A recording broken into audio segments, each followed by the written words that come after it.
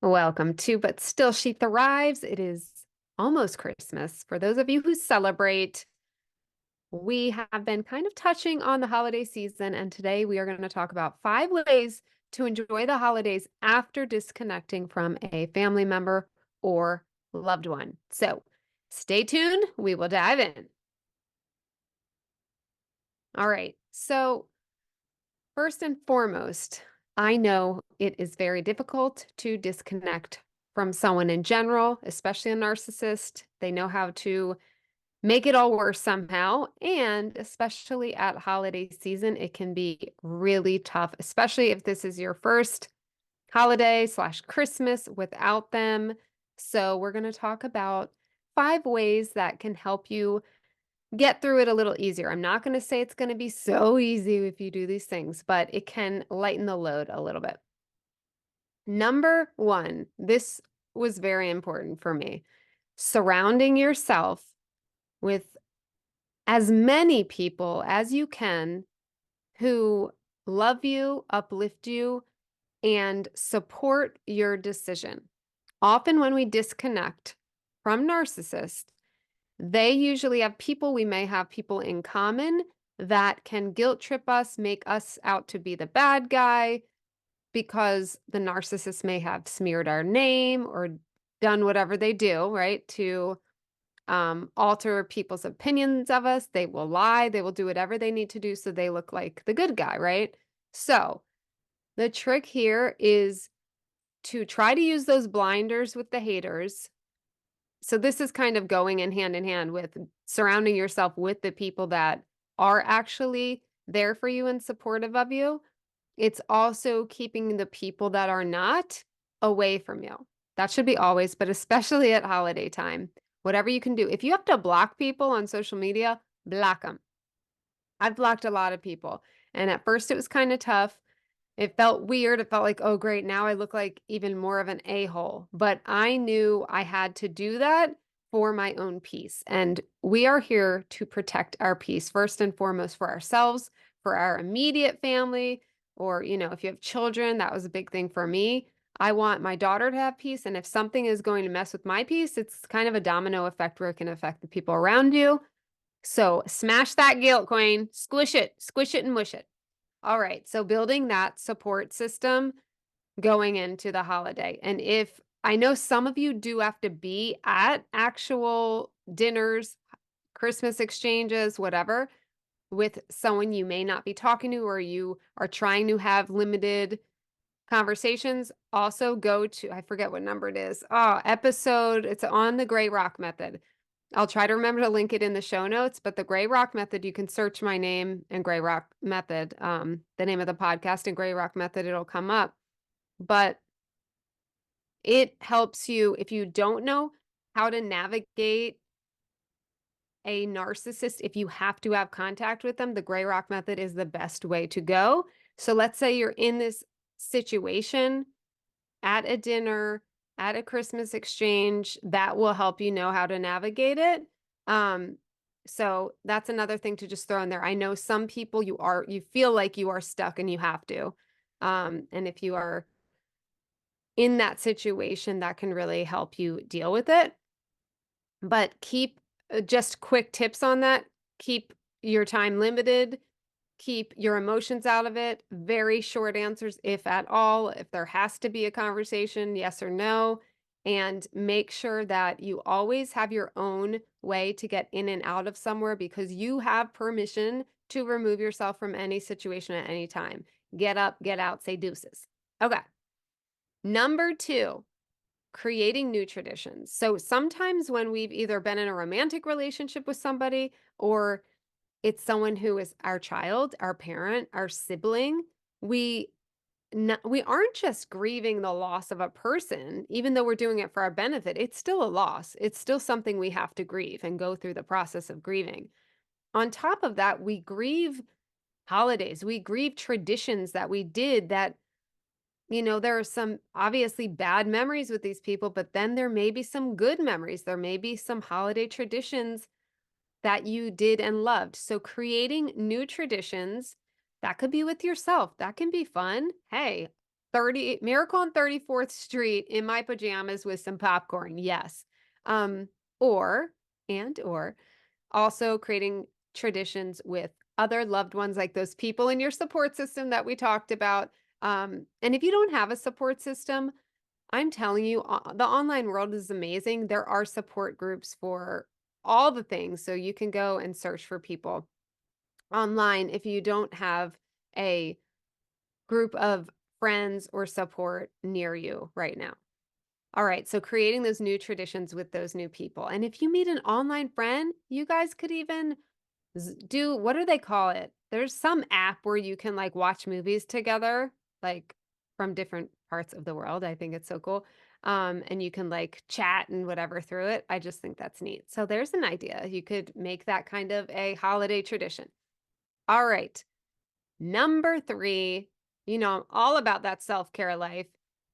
Using the holidays in general is like, there's so much chaos. It's like an automatic good excuse for self-care. And when you are feeling down, when you have disconnected from somebody and you're having a hard time, it's really important to prioritize yourself, And sometimes that can be hard though, easier said than done. It sounds like, okay, yeah, that's great. So you do have to get that momentum, do the what is it called? 5-second rule. Mel Robbins, her little trick, the 5-second rule where you count down from 5 and just like do the thing, just get up. I always do it for the gym. I'll be honest, I'm not like a gym rat. I have to kind of force myself. I love it when I'm there, but it's like getting that momentum. So I use that where I put my shoes right next to my bed. So it's just like a boom, get up, go to the gym. So I go 5, 4, 3, 2, 1, get up, just get up. Like that's it. No matter what, you have to get up. So it can take some training, but there are little tools and you can always, there's so much free information on Google. If you really want to be happy and you aren't that self-motivated, you can definitely get support. We'll go into that at the end here because I love to help supporting people like this. But there is help out there. There's therapists, there's coaches, there's people that can help you. But if you have that self-motivation, do the 5-second rule and look on Google. That was where I was going. I squirreled, my brain went squirrel. But if you go to Google, you can find so many free tools of how to motivate yourself. There's a lot of different ways and methods, all of that. Just like the 5-second rule is one that came to my mind that I use myself. Um, so what does self-care look like? There's so many ways. Obviously, exercise is great. Getting in your body it's just so beneficial to get out of your head and into your body. That is the best way I get out of my own anxieties or worries is going literally like into the body, dancing. If you've been following me well, you know I love to dance. I dance all the time.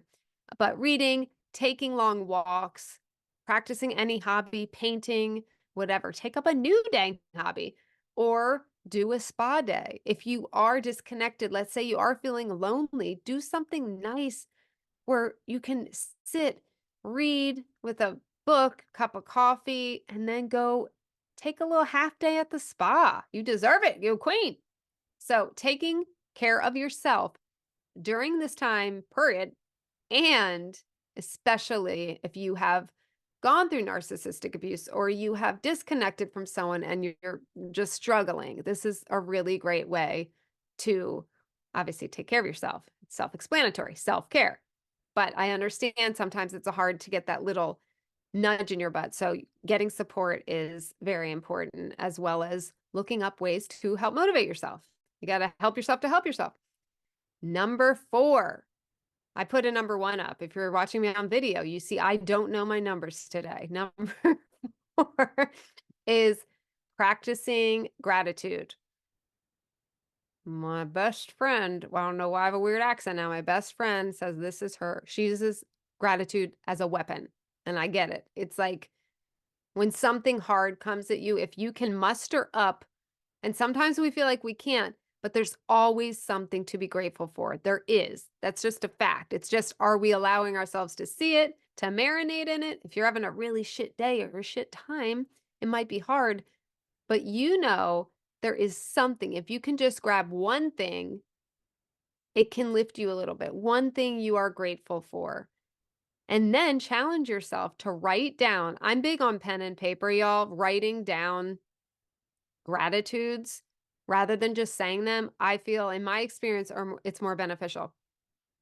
But reflecting on those positive aspects of your life, writing them down, it could be as small as that chocolate covered cherry was epic and made me just burst with joy last night. Okay? I don't know. I don't know what you're eating in your late night hurrahs. Um, my personal favorite right now is apple cider ice cream. Oh no, apple pie ice cream. It's so good, by the way. A little thing. If you're what brand? Hold on. Oh, it's called a la mode, right? Little commercial. I'm not sponsored. A la mode, please sponsor me and send me all the free ice cream. Um, but there is a brand, especially if any of you have allergies or your children have allergies. A la mode is like an allergen friendly place in New York. You have to order in bulk, but that's okay because it's delicious. Apple pie is like the best flavor ever, but they have really good flavors. Okay, into our non-fake commercial aspect. So being grateful for that ice cream, maybe it's something big. Maybe you got a promotion, but you're so focused on your relationships, you're just not feeling that excited. Really focus on that. Like close your eyes, feel it in your body, like where you were and where you are now, despite what's going on. We can always find something. We can always find something. So you can even start a gratitude journal that every morning and every night, preferably, you write in. When I started my whole, I don't know, healing journey, that is something I did. Now I should do it every day still, but I don't. I do it here and there when I'm feeling like it. But it is a great way. It's a great weapon, as my friend says. All right, last but definitely not least, I love boundaries, and I am actually giving 10% off of my boundaries course. Yeah, you heard it. Boundaries. It's the B word. My boundaries course, 10% off for you guys.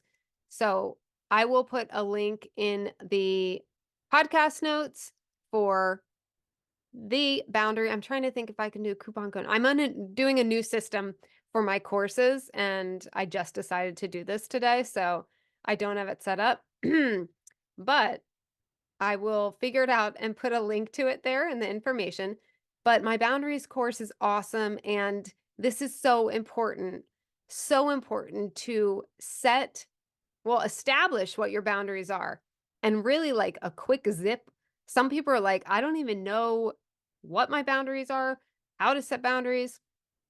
A really quick. This is like the quickest, most surface level thing I can do with this at this moment. But for the podcast sake, I'll try. I do a hell yes, hell no list. It's even in my course. I go into like a lot more detail on it, but the hell yeses in your life and the hell nos. And starting with, let's say, something that's a hell no that you want to make a hell yes. Our goal is to get those hell nos into the hell yes side, right? Like all the things that are not aligning and not working in your life, how can we get those over to the hell yes? So a really quick surface level one to start setting your boundaries, because if you don't set boundaries, you probably have many to do, but take a little sparkle by little sparkle. Okay, so the first thing just write out a few. Don't overwhelm yourself. All right, we got time, bitches, we got time. Write just a couple boundaries, maybe at the most 5 to start. I mean, the hell yes and hell no, right? So what are 5 things that work, 5 things that aren't working? Let's say one thing that's not working is um, your mother's very overbearing and you still feel like a child around her and she tells you what to do and da, da, da. I don't know. I'm just grabbing one with like one I have heard that's more common than you may think from clients of mine, right? Like their mothers are overly involved in their lives and sometimes they still feel like children. That's a boundary to set, right? So let's say that's a hell no. The way to get it into the hell yes is to start setting boundaries around that, not saying, "Hey, get rid of your mom, cut her out." That is not our goal here with this. I mean, if it's a pattern and gets abusive, rant, whatever, that's a whole other episode. But let's say, it's just a lot of moms, they're used to, you're their kid. But at a certain age, we're like over it. Like, all right, look, I'm a bird, I'm flying. Just let me go. So you could set a boundary around that, right? Like it could be either a talk with her or setting, maybe you don't answer the phone every time. Let's say she calls like 5 million times a day, you don't answer the phone, stuff like that. Okay. That is maybe not the best example, but I'm just on a whim here and I don't plan my podcasts, right? I don't plan them out. And that's why when you work with me, we get more time to really think about these things and customize it for you. So I'm just thinking of a random example I thought of that I know at least 3 women that of my clients had issues with their mothers being way too involved in their lives and even their parenting, like over advising on how they were parenting their kids, stuff like that. So, setting boundaries, right? So that's a quick way you can start to set boundaries to just give you a little tool. But my boundaries course, I will give you 10% off. That'll be a limited time. I'm actually raising the price next year. So grab it while it's hot. Yes, it is 10 pre-recorded videos. They're dripped out once every week. So you can, do it at that pace. And but you have like a lifetime to watch them. But I think the dripping out once a week is good to keep you like having that momentum. And it comes out and you're like, okay, yes, going to do this week. So it starts with, evaluating what boundaries you need. Then it's establishing the boundaries. It's having the conversations about the boundaries. It's maintaining the boundaries. We even talk, we, as in me and my 3 personalities. I don't know. Me, myself, and I. I also talk about setting boundaries with yourself, like phone boundaries. This one is one of the favorite parts. It's like that unexpected little cherry on top of the course. Um, One of my clients was like, my favorite one was the phone boundaries. Like she wasn't even expecting that. It was kind of out of nowhere, but she said that helped her be so much more productive and just feel more peaceful. She said she didn't realize how much her phone was like running her life and how dependent she was on it, where it was actually causing her stress. Like she had to always be on and available and like at the beck and call of her phone, if that makes sense. So I like that part too. It's a good one. So if you're interested, check out my show notes and get that boundaries course now while it's hot, fresh and hot. Um, and even if you just watch a video or two before Christmas, you could get a little insight before you see your peeps at Christmas time. But just in general, a problem a lot of people who have been through narcissistic abuse or trauma or had alcoholic parents or emotionally unavailable parents, hard childhoods in whatever way, a lot of us have issues with setting and holding boundaries. So that's why I created that course because it's so important. And most of the people who've gone through it are dealing with it. So if you're listening to this, you might have some problems setting boundaries. So get it. All right. So remember, it is okay to feel sad. Like we don't want to bypass our feelings or think we're stupid for feeling this way or we're too sensitive or what. No, like you've been through some shit. Okay. But you're a queen. So you are going to figure out how can I get through this the best I can. That's why you're here. That's why you're listening to this, right? You want to help yourself. Self-help, right? And sometimes we don't have all the answers or we haven't been through the process long enough to be on the other side. So we need a little help and guidance. So there's my boundaries course. If you want to work with me one-on-one, I have nothing until probably maybe mid-January. But you can apply. I can put a link for you to sign up for working one-on-one with me. I am doing some amazing somatic healing work as well. So we are healing from the inside of the body out. It's so creepy sounding, isn't it? When I say it like that. Um, but if you want sustainable healing, you have to really work with the body.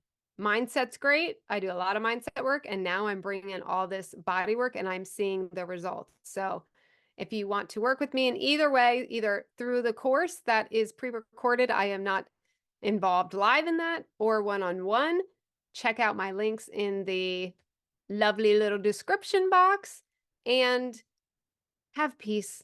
No, don't take the bait with narcissists, with anybody that are acting like jerks. Don't take the bait. Remember, like, don't be afraid. We've got to release this fear around, oh, we don't want to look bad or hurt.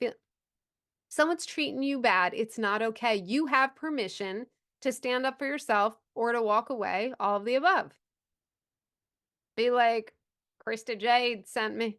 She said, I'm not going to tolerate your BS because I'm a queen. All right, hands on heart. This is a good one. All right.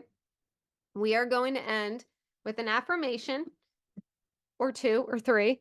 Hold on. I'm trying to, if you can see me on the video. I put this on YouTube. For those of you like, what is she talking about? This is on YouTube as well. My YouTube channel is Christy Jade or Fierce Christy Jade. I don't remember, but it's one of those. And I thought it'd be fun to do video podcasts as well. So here I am looking crazy, jumping around, trying to get comfortable. All right, hands on heart. Take a deep breath in and release. We're going to do 3 of these. Inhale and release. Inhale. We're going to hold this one at the top. Inhale. Hold it, hold it. And when we release in a second, when you exhale, exhale everything you got, all that BS out. Exhale. Keep going, keep going. Ooh, don't pass out. Okay.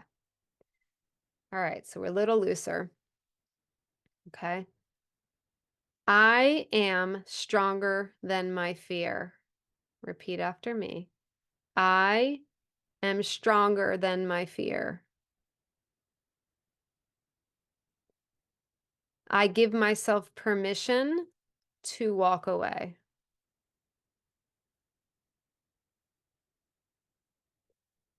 I don't have to tolerate bullshit from anybody. 'Cause I'm a queen. Yay!